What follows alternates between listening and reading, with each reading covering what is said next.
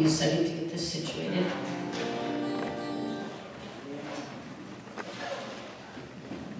So today's Bible reading, today's scriptural reading, is Matthew 18, verses 1 through 3. I know I'm doing this a little out of order on the bulletin, but it's just how I would. The disciples came up to Jesus with the question, "Who is the greatest in the kingdom of heaven?" Jesus called for a little child to come and stand among them. Then Jesus said, "The truth is, unless you change and become like little children, you will not enter the kingdom of heaven."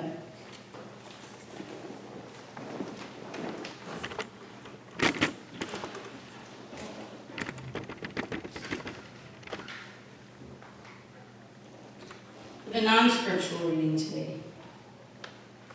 I have a devotional that I recently purchased called On Love and Mercy, a social justice devotional by Stephen Matson. And this book is really good. So I have an excerpt from the day 27 on the children and the elderly and how they should be revered. This section is on children. And Stephen Matson says, "Children are at the mercy of our stewardship.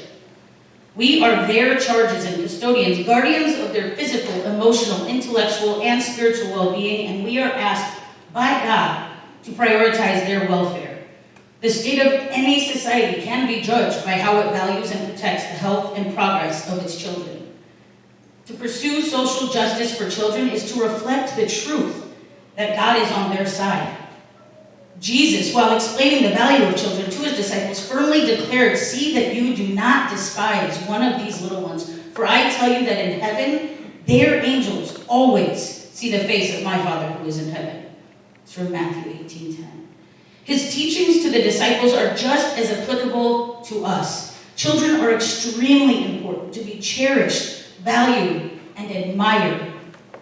Children are spiritually vibrant, having the hearts and minds that God desires us to have. Social justice work protects and cares for them, but children also deserve our deepest respect, and we can humbly learn from them. They embody earnestness, truth, and the ability to express themselves fully. They are passionate and bold, brave and honest, and they often represent kindness, mercy, and love towards others better than anyone.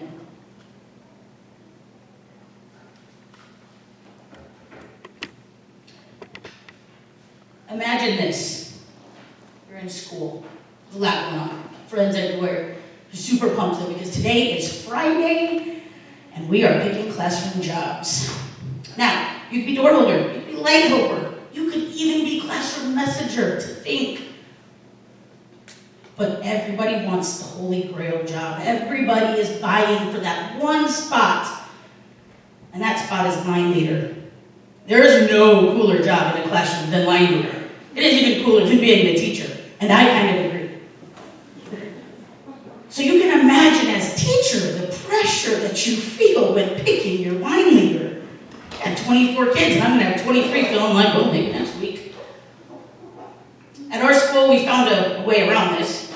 We do leader of the week. And every teacher picks a leader of the week, and we remind every child that at some point you're going to get a turn. And so that kid gets called to the office, and they get their picture taken, and it gets put up in the hallway for every classroom, every week. And that kid gets to be line leader for the week. And there's always this fear, right, that somebody's going to get picked, and you're going to have that one kid that's like, it's never me. And I'm not saying that never happens, but I will tell you it's rare. It is rare. Kids are so stoked for each other most of the time. Like, oh, dude, you're just be a line leader. You're going to be the first one to gym tomorrow. Like, it's everything to them. But supporting each other is also everything to them. They can be ornery, don't get me wrong. Okay, I've got some gray hairs that came in the last 7 years, but they are incredible at encouraging each other. So, I want to ask you guys, you can just give me some words that you associate with good leadership. Somebody who is a good leader possesses what types of qualities in your mind? And it could be different for everybody. Confidence. Confidence. Authentic. authentic, Integrity. integrity, Encourager. Mentoring. mentoring, Encourager. encourager, good listener. Positive. Positive, Don. Nancy, would you say? Raising up those around them. Yes, yes, raising up those around them. Fair. Now, oh, sorry. Fair. Fair, yes. Yeah, that's a big one in the classroom, let me tell you. Now, not to go all negative on you, but if you think about leaders in your past, or hopefully not present, maybe exhibited qualities that were less than favorable. What are some of those qualities? Donkey. What? Donkey. Oh, okay, yeah, donkey. I'm glad you kept that at a classroom PG too, yeah. Negative. Negative, Controlling. selfish, controlling, Egotistical. egotistical, what was the other one? Greedy. Greedy, Angry. angry, Not keeping their word. not keeping their word, right? You can't trust them. Vengeful. Vengeful, All about me. power hungry, all about me. Now, I'll come back to those things, but I want to point out first that when you see those qualities, I want you to think about which of those qualities, on that good side and the less awesome side, which do you see more often in childhood, and which do you see more often once we've grown up and been a little jaded, or been affected by things outside of the innocence that is childhood. Thinking about those qualities that we stated as good leadership qualities, what would you say, or just would you say, that those are the same qualities you would expect to see in somebody who is being Christ-like, or somebody who is being a good Christian, or just somebody who's being a good person? Are those also qualities you would expect in those titles or positions? Yeah. This is why I say today, I will make this my platform. And don't worry, I'm not running for any office. Every kid should be line leader every day. Every kid should be line leader every day. Now I get it, logistically, it's literally impossible. I would have 24 lines spanning the hallway everywhere I went. But every kid should feel and be made to feel that regardless of where they are standing in line, they are a leader. So I'm going to break it down a little bit. We talked about the qualities that a leader has, a good leader, and I'm going to put those in terms of children. And yes, I have anecdotes from my classroom to back up almost all of these, but I've had to limit myself because I can give you many on most of these. So first of all, Stephen Mattson mentioned that kids are spiritually vibrant. And so I had to think about that. Spiritually vibrant, it's pretty self-explanatory. On a spiritual level, they're very passionate. That does not mean that my students walk around talking about how much they love Jesus, although I do have some that do sometimes. Just the other day, a kid got mad at someone and said, "Oh my God." And another kid in class very quickly said, "I hope you praying." They are aware of God in their own levels.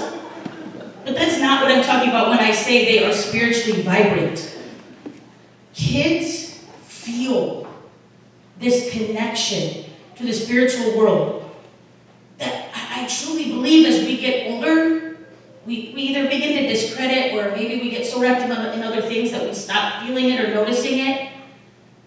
And I love watching it in them. They are purposeful in how they treat others and the universe. And I'm not to say that it's not ever with mistake, but when you talk to them, for the most part, and they recognize what was or wasn't a right choice for the world around them, most often you can see this like, oof, my bad, in the kid.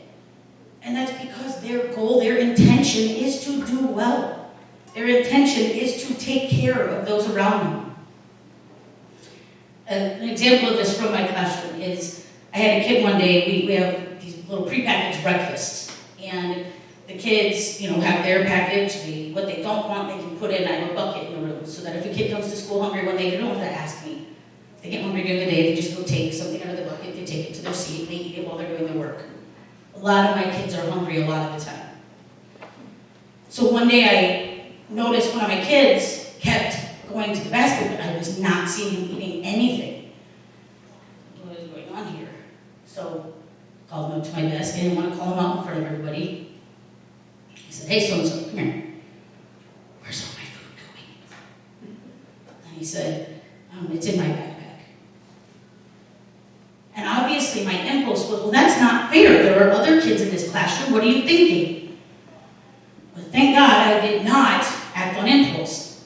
I said, tell me about that. Why is all of the classroom food going in your backpack? And he got visibly upset and said that they don't have food at home right now, and that he sees mom making sure they get dinner every night, but he's noticing that mom isn't eating. So he was taking food home for mom. He didn't care that mom didn't want a Trix breakfast bar. He felt a spiritual connection so strong with his mom and her needs that during his school day, he was thinking about how to best take care of her. That's spiritual vibrance. That is your connection to the spirit world, to spirituality, to God, to the Holy Spirit. That's being so strong that it fills you throughout your day. Kids are earnest. They work hard. Sometimes it looks like they don't, but usually when they're not working hard, it's because they don't know how to do it. And it's easier to just be like, I don't want to do that. Because they don't want to admit that they can't. But they really do work hard. And if you want proof of that, knock down a Lego tower. Good luck with the rest of your day. You will, that people will not be happy with you because they worked hard on that. They had purpose in what they were doing. There's a kid in my class currently. His job every day, we have these wobble chairs for kids who have a hard time sitting still. I would have loved one of them in my classroom growing up. And it literally, they can switch their chair out for a wobble chair if there's one available, and it just lets them kind of rock while they're doing their work. The student's job at the end of the day is to put the wobble chairs up. We have to stack all chairs in the room for the cleaning crew at the end of the day. I have never seen somebody so serious about a job that was stacking 5 wobble chairs. He does not miss a day. He will remind me 5 minutes prior to stacking time, hey, I know, I gotta stack those wobble chairs. Yes, you do, good job. And now he has started asking me if he can use an assistant. And you know what I said? I get one, so I get you, sure. So now he picks an assistant every day, and what that does is now that other kid that he picks every day feels the importance of this job. So now by picking one person to be a leader, I have another kid who has decided to start picking leaders. So the leadership spreads like fire through dry brush. It's awesome to watch. I'm gonna mute that real quick. Sorry guys, I'm just gonna mute you real quick. Maybe. Real quick, your sound is going in and out. I can't hear half the words you're saying. Okay. I will see how I can address that. I don't know how to address that. Hopefully it's a little better if I get a little closer. That just means you guys get to hear my voice even louder. So the next one, anybody that knows kids knows that kids are honest. Oh my gosh, they are honest. Do not go to work as a teacher looking anything less than your best. They will tell you. They notice if you packed on a few extra pounds over holiday break. You know, and they're not going to be like, oh, you look extra warm today. They're just going to be like, hey, you kind of got fat. Thanks, bud, have a seat. Right? But kids are honest in a good way. Like it or not, they're going to tell you what you need to hear. Well, maybe you don't need to hear it, but they're going to tell it to you anyways. And there are so many lessons to be learned from kids. The day I need to quit being a teacher is the day that I decide to stop being a student to my kids. Their honesty is so well intended. That kid's not telling me I look chunky because he wants to hurt my feelings. He's just noticing me that much. He can tell if my shirt's hugging something differently than it did pre-break. Because he notices me. I don't enter the room and he's oblivious to it. I enter the room and he is full attention. That's a good feeling to be that seen by somebody. Our job is to do that for them. There was a kid, this was actually just last week, so I'm really glad I had this timing. Sounds funny at first, but this proves the good intentions of kids' honesty.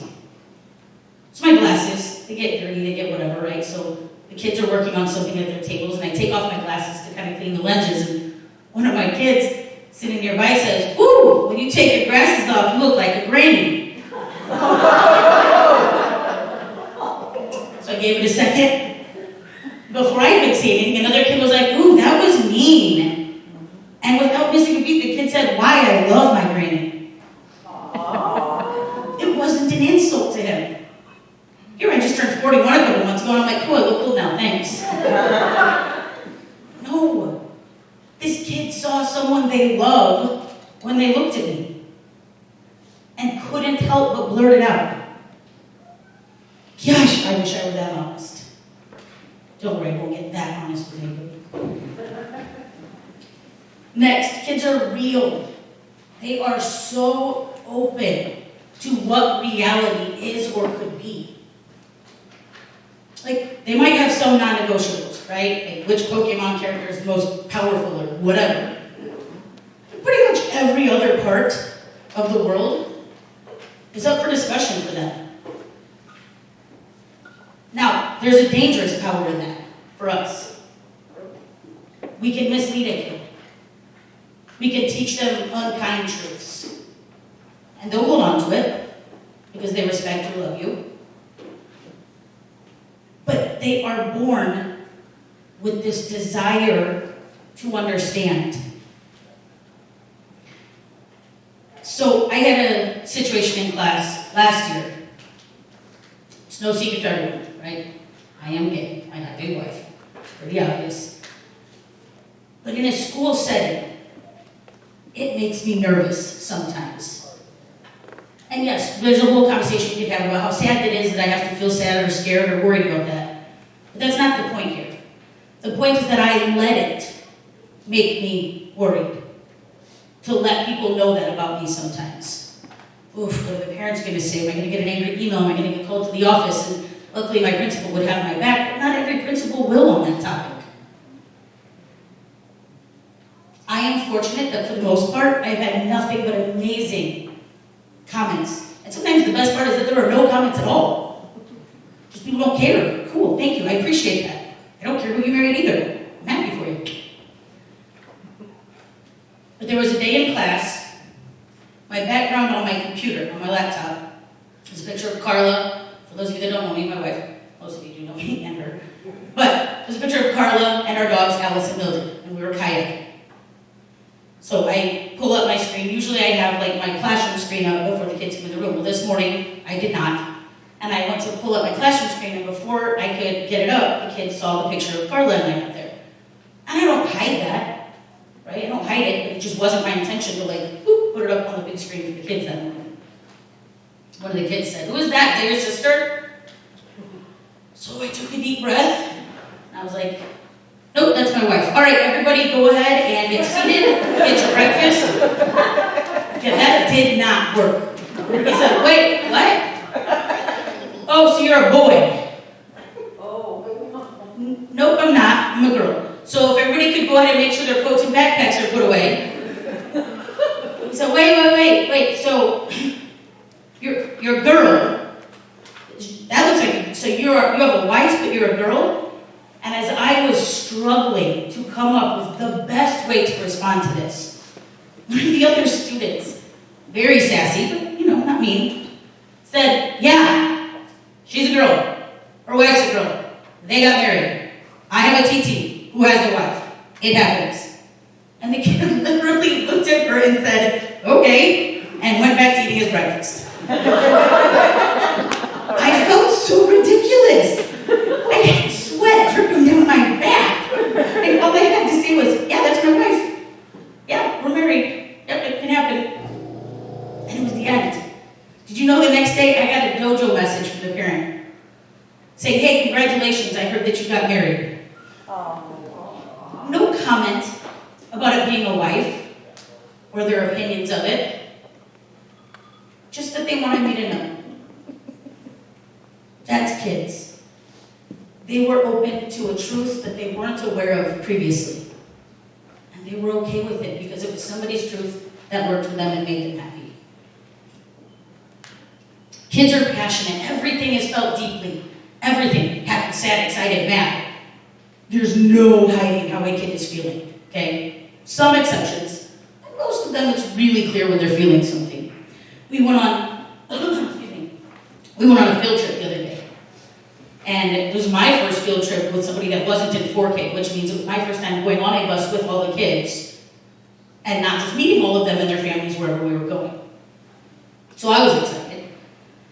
And the kid sitting across from me on the bus is like out of his mind excited. Like you could feel the energy coming off of him. And he just kept, this is the best day of my life. This is incredible, over and over and over. I was like, this kid is really excited to go walk through the woods. So I said, so-and-so, you're just so excited to go to Hawthorne Hollow? He was like, is that where we're going? Yeah, that's what we've been talking about all week, bud. He's like, oh, no, I'm excited. I want a school bus that isn't going to school. There was so little. That was what he was excited about. And he did love the field trip, and he had a blast. But I forget that little things like that are super exciting. It was a new experience, and he could not contain the excitement. Kids are bold. Kids love who they are, if we encourage that. Somebody said confidence for a good leader. Kids start out confident. My gosh, look at a kid learning to walk. Can you imagine having no knowledge of how to walk and you just get up and try it? That's confidence. It's not until others, usually big others, either make them feel lack of confidence through things we say to them or things we say to ourselves in front of them. They can learn a lack of confidence by seeing our lack of confidence. So it's a pretty big, important job that we encourage that confidence to continue and to grow in them. There's a quote, and I did have to Google how to pronounce his last name for any Germans in the room, by Johann Wolfgang von Goethe. I would have said Goethe. Obviously, I don't speak German. And he said, whatever you can do or dream you can, begin it. Boldness has genius, power, and magic in it. Kids dream big, and they don't let anyone doubt their uniqueness. Ask a kid what they want to be when they grow up. You might get president, you might get astronaut, but you might also get cat owner. You might get fastest runner in the world. And it might not make sense what they say they want to be when they grow up at times, right? Who cares? Let them be bold. I mean, my gosh, I guarantee every adult in this room can remember when they were a kid some super crazy dream they had of what they wanted to be when they grew up. Sure, as grown-ups, we can look back at it and look, obviously it wasn't going to happen because X, Y, and Z. But is that true? Maybe somebody wants to be a cat owner when they grow up and they end up opening an animal shelter. Maybe somebody wants to be the fastest runner in the world and they take gold at the Olympics. Encourage their boldness. Another side note, it's contagious. You'll start loving your own little weird self the more you love theirs. I am super weird. My kids and I lovingly, and some of you might not like this, but it works for us, we call each other weirdos. Because we've talked about how beautiful it is to be different. And how the power we give to words is the power we give to words. Weird isn't an insult, unless you make it one. Weird literally just means different, not the norm. Sweet, don't be the norm. Kids are really good at that. Kids are brave. Kids are really brave. Think about making friends. One of my favorite things to do is to be at recess or gym and start imagining that all of the things the kids are doing are actually adults doing these things. And it's really, really entertaining. Like if you see a kid like spinning in circles in the middle of the room and nobody cares. Like it would be really funny if like Julie got up and just started spinning in circles right now. I mean, it'd be distracting, but it'd be really funny. Kids don't even notice it. Like they just walk around the person. Or you think about making friends. When we go to a social gathering as adults, whew, some of us, we can act like we're not nervous to make new friends. There is always that feeling of, oh gosh, what if they don't like me? What if my breath smells bad? What if, I don't know, what if this doesn't look right? Or kids don't think about that stuff. I literally watched a kid the other day go up to another kid at recess and just squawk loudly like a pterodactyl in the other child's face. As an adult, I would be so freaked out by that person. I would be so freaked out. The other kid literally roared back and they began playing dinosaurs. There was not a word about playing dinosaurs. They're not in the same class. They're like BFFs now because the pterodactyl understood the Tyrannosaurus Rex. Kids are brave. They will be themselves, and it works out well for them for the most part. Just a couple more qualities. Kids are kind. Yeah, they can be ornery. Yeah, people say kids can be cruel, and it's true, but it's not usually until they get older that those things start setting in. When they're little, they're not cruel on purpose. We talked about that with their honesty. Now, quick story on this one. I had a couple, but I'm going to just narrow it down to one because I realize I'm talking for a really long time for you guys. I have tape on my knee from my surgery. And I had shorts on one day, and one of the kids was like, oh my gosh, what is on your knee? I was like, oh, it's just tape. It's just to help with swelling. What happened to your knee? So we go through this very abbreviated story of surgery and getting better. She said, does it hurt? I said, well, sometimes, yeah, but the tape helps with that. She said, when does it hurt? I was like, this is not going to be a short conversation. I was like, mostly like stairs and when I'm laying in bed. Oh, does it make it hard to sleep? Maybe sometimes. I was like, but I'm okay though. We'll be okay. Let's go ahead and get going with what we're doing. Conversation over. Next day, I kid you not, I took a picture if anybody wants to see it. The next day, the little girl comes to me, first thing in the morning, and hands me a dream catcher. And says, I asked Mom if we could make you this last night. I hope it helps. I dojoed Mom right away because I was like, as a doubtful adult, I was like, surely she just had this at home. Surely she didn't just make this last night. No. It was on her mind and her heart so much that her mom got her the supplies. And this is a family that doesn't have much. And they made me a dream catcher. So it's hanging in my window in my classroom. Kids are merciful. Kids are the best examples of forgiveness. As adults, we forgive people, right? Sometimes it's harder than others. But we try to be forgiving. But we don't ever actually let go of that thing. And some of that is healthy, right? You got to remember, you can't let the same person keep doing the same things to you over and over again. But kids, once they forgive, they're done. You can have a kid knock a kid over on the playground. The other kid apologizes, hey, I'm so sorry, the other kid's got a bloody knee, he's mad for about 30 seconds, and then they're back to playing basketball 20 seconds later. Kids are really good at forgiving, and sometimes kids are really good at forgiving really, really hard things too. Kids in my classroom tell me stories about home, and they speak with love and mercy about grown-ups who sometimes I feel I couldn't be alone in a room with without speaking my mind. Would that be productive? No. Not at all. But it's my grown-up impulse to protect that child. But there are better ways I can do that. But no matter how much these grown-ups can hurt a kid, the kid forgives. The kid sees a grown-up they love. And that changes later in life too. And again, sometimes it's the best as far as safety goes. But in general, that forgiveness is huge, and it is so present in kids.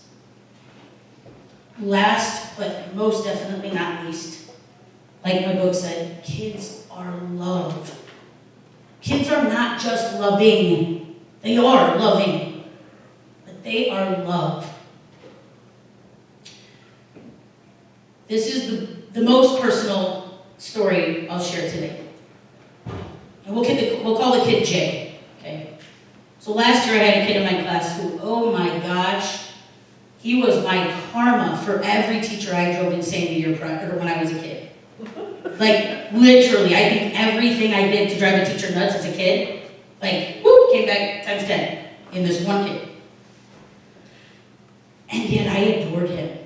I mean, there were days where I couldn't tell if I wanted to, like, squeeze him or hug him, but I adored this kid. And there were days where I wasn't very good at showing that love. There were days where I would have no voice when I got home from how much I had used my teacher voice that day. Then there were days that started with a hug, and there were days that we got to laugh a lot together that day because he was really funny. He was way funnier than me or like any adult I know. He was smart. He had more responsibility at home than any 6-year-old should ever have. His family made the news a couple times. Not for things that we celebrate. And those days, those next days, he'd come to school way worse than any other day. It was not easy on those days. Even though I knew what he was going through, it was not easy while you're trying to teach 24 kids. It was not easy to take a deep breath and remember what this child is going through. That is why they are yelling cuss words in the middle of a lesson. That is why they are shoving chairs around. That is why these horrible behaviors, because that kid has so much feeling inside that they don't know what to do with. So one day I pulled him aside. It's at the end of the day. I said, Jay, we got to come up with something. We've got to figure out a system that works for both of us. You've got a lot going on, and he was very honest with me. I was very fortunate that I had a relationship with him, that he would open up to me about these things. He didn't want to talk to anybody else in the building about it. That was scary at times. It was terrifying at times. But I knew that it was important that he continued to feel safe talking to me.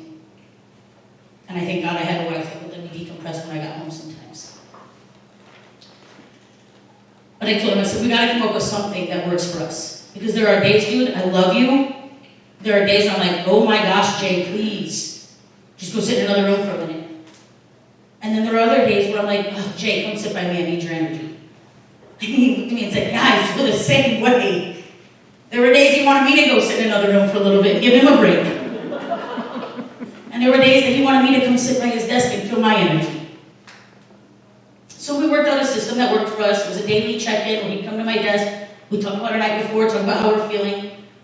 He would use the terms handle with care. That was our words. If he had a really, really bad night the night before, he could just tell me, handle with care today. And that meant I was just going to let him go take his breakfast in the reading corner and lay down and relax. I didn't care if he did the math lesson with us that day. I didn't care if he read his decodable that day. I cared that he was there and he was talking to me. At the end of the year,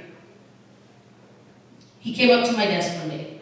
He had huge, huge tears in his eyes. And if I don't cry telling you this, it will literally be a miracle, but I prayed really hard that it wouldn't cry, so let's hope for a miracle. Huge tears in his eyes. And he said, Mrs. Creuziger, I need to talk to you about something. I said, okay. Are you okay? He said, I think so. I said, are you hurt? He said, no, not my body. So I said, okay, well, talk to me. And he started by saying, I know I love my parents. I know I love my grandma. I know I love my sisters and my TT. I didn't know that you could love somebody that wasn't your family like they are your family. And so I felt like I knew what he was saying, but I obviously didn't want to assume anything. And I said, well, what do you mean by that? I said, I agree I agree, you can. I've felt that lots of times in my life, but what do you mean? He said, you love me different. I said, well, how? He just said, I don't know what it is that you do different, but you love me different. I know my mom and dad love me. But when I come to school, I can just be me. You love me different, and I love you. I've had a ton of kids in my career tell me they love me, or accidentally call me mom. And it always means something when they say I love you, absolutely. But to have a kid, first of all, so intelligent and emotionally aware that he could verbalize this better than most adults. But the fact that no matter how short I felt I fell all year in being merciful and kind and loving to him, I felt like I was so far off from being who he needed so many times. He could not help but share love with me. He reminded me that because I had my heart in the right place and was trying my best to put his needs first, he reminded me that it's okay to make a mistake, it's okay to not be perfect, as long as you love with everything you are, whoever you are loving will feel it.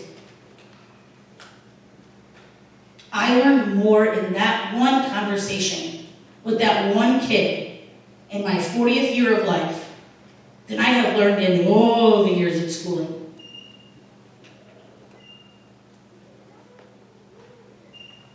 So we talked about what a good leader is. Kids clearly model that amazingly well. Now, when we try to be good Christians, we try to be Christ-like, we try to be good people, right? You don't have to be a Christian to be Christ-like. No matter who you think Jesus was, he was undoubtedly loving and kind and caring and inclusive. And because of the fact that kids hit that to a T, we should all get in line behind them. We should let them lead us to each new step. Because they are going to grow up.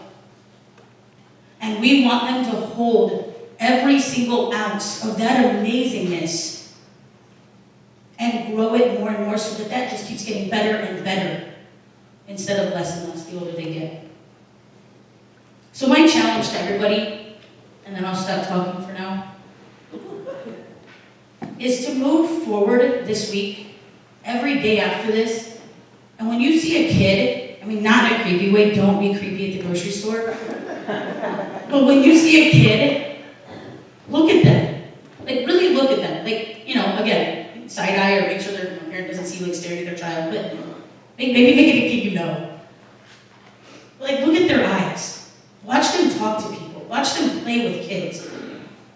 You will not be able to help yourself from seeing how incredible they are. And that is contagious. That is why, no matter how hard teaching gets, that is why I stay in it. That is why I'm trying to be a leader in the school system. Because the 6-year-olds made me want to. Thank you, guys.